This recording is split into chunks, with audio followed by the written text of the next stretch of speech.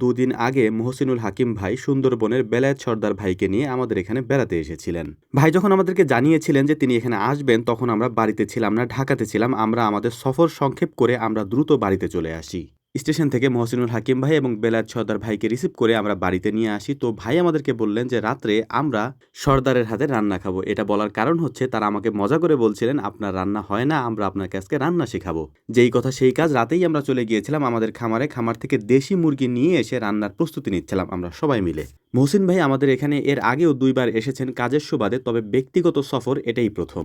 তো যাই হোক, আমরা আমাদের খামার থেকে মুরগি নিয়ে বাড়ির দিকে রওনা দিয়েছি। এটাকে রান্না করতে হবে, এটা কাটাকুটি করতে হবে। এর পাশাপাশি যেহেতু বেলায়েত ভাই রান্না করবেন, তাই আজকের রান্নার পুরো দায়িত্বটাই তার। আমরা শুধু দেখবো সে কিভাবে রান্না করেন এবং তার রান্নাটা কেমন হয়। একটা বিষয় না বললেই নয়, মহসিনুল হাকিম ভাই অত্যন্ত চমৎকার একজন মানুষ। যেহেতু তার সাথে আমাদের দীর্ঘদিনের পরিচয় এবং নিয়মিত তার সাথে আমাদের যোগাযোগ হয়।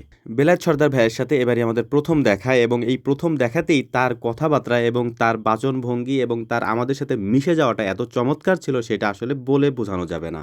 সুন্দরবনের কথা যখনই আমাদের মনে পড়ে, এই দুজন মানুষের কথা তখন মনে পড়বেই। এর কারণ হচ্ছে সুন্দরবনকে আমরা চিনেছি এই দুইজন মানুষের কারণেই।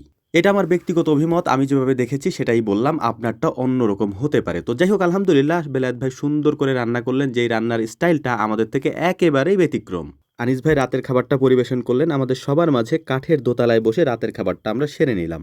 পরদিন সকালবেলা আমাদের কাজের ব্যস্ততা অনেক বেশি, যে কারণেই আমরা সকাল সকাল বেরিয়ে পড়েছি। ভাইও আমাদের সাথে বেরিয়ে পড়েছেন, বললেন আমিও তোমাদের সাথে আজকে কাজ করব, তো চলো তোমাদের সাথে কাজ করে দেখি তোমাদের কাজগুলো আমি পারি কিনা। প্রথমে এই পাওয়ার টিলার, যেটা আমাকে আপনারা প্রায়ই চালাতে দেখেন, তো এইটা ভাই বললেন যে আমি চালিয়ে দেখি আমি পারি কিনা। তো ভাইকে আমরা সবকিছু বুঝিয়ে দিলাম একবারের মতো। তো ভাই একবারেই এত সুন্দর করে চালাচ্ছিলেন, যেটা দেখে আমরা অবাক হয়েছি। এর কারণ হচ্ছে এটা পরিপূর্ণভাবে শিখতে এবং আয়ত্ত করতে আমার প্রায় কয়েক মাসের মতো সময় লেগেছিল। প্রতি সিজনে সজি মামা একটু একটু করে আমাকে শেখাতেন। আলহামদুলিল্লাহ, আমি পরিপূর্ণভাবে শেখার পরে আমার কাছে মনে হয়েছিল এটা হয়তো শেখাটা কারোর জন্য প্রথম একেবারে ইজি হবে না।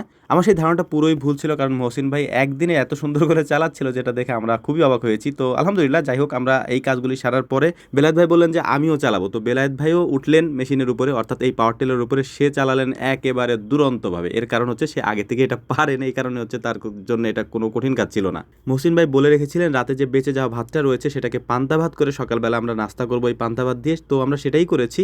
এরপর আমাদের ধান লাগানোর কাজ, আমরা ধান লাগাতে এসেছি। তো ভাই বললেন যে আমিও ধান লাগাবো। ভাই আমাদের সাথে ধান লাগালেন। এখানে সব থেকে ভালো ধান লাগাতে পারেন বেলায়েত সর্দার ভাই, বোঝাই যাচ্ছিল যে তার অভিজ্ঞতা অনেক বেশি। যাই হোক, মাঠের এই কাজগুলি শেষ করে আমরা বাড়ির দিকে যাচ্ছিলাম। ছেলেপেলেদের দুরন্তপনা দেখছিল ভাই দাঁড়িয়ে দাঁড়িয়ে আমাদের সাথে। এরপর আমরা যাচ্ছিলাম যখন, ভাই বললেন যে পাট কিভাবে বাছতে হয় আমাকে একটু দেখাও। তো পাট বাছার কাজটা ভাইকে দেখাচ্ছিলাম। এরপর ভাই আমাদের সাথে নেমে পড়লেন পাট ধোয়ার জন্য। সব থেকে ইন্টারেস্টিং ব্যাপার হচ্ছে এই কাজটা সব থেকে কঠিন। তারপরেও ভাই আমাদের সাথে এই কাজটা করার ট্রাই করলেন যে এটা কেমন বা এটা কিভাবে করতে হয়। তো আলহামদুলিল্লাহ, এই কাজগুলি সারার পর এখন আমরা চলে যাব গোসল করতে। আজকের দিনের কার্যক্রম মোটামুটি আমাদের শেষ হয়ে গিয়েছে। আমাদের পাথারের একেবারে মাঝখানে ছোট্ট একটা পুকুর রয়েছে। এই পুকুরের পানি অত্যন্ত পরিষ্কার এবং টলমলে। বিকেলে যখন আমরা ঘুরছিলাম তখন ভাই বললেন যে এখানকার পানি অনেক সুন্দর, আমরা গোসল এখানেই করব। তো ভাই আমাদের সাথে এখানেই গোসল করলেন। জায়গাটা অনেক সুন্দর, দেখতেই পাচ্ছেন।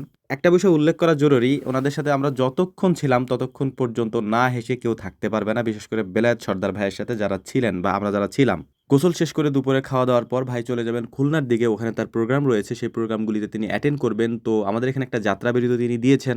আমরাও ভাইকে অনেক আগে থেকেই বলছিলাম আসার জন্য, ভাই সময় পান না, যে কারণে আসতেও পারেন না। তো আলহামদুলিল্লাহ, ফাইনালি আমাদের সাথে তার সাক্ষাৎটা হলো। এবার তো বিদায়ের পালা, যেতে তো হবেই। তাই আমরা বেরিয়ে পড়লাম আমাদের মেহমানদেরকে বিদায় জানানোর জন্য। শীঘ্রই দেখা হবে আবারও ইনশাআল্লাহ। আমাদের জন্য দোয়া করবেন, আল্লাহ তাআলা যেন আমাদেরকে ভালো রাখেন, সুস্থ রাখেন। আসসালামু আলাইকুম ওয়া রাহমাতুল্লাহ।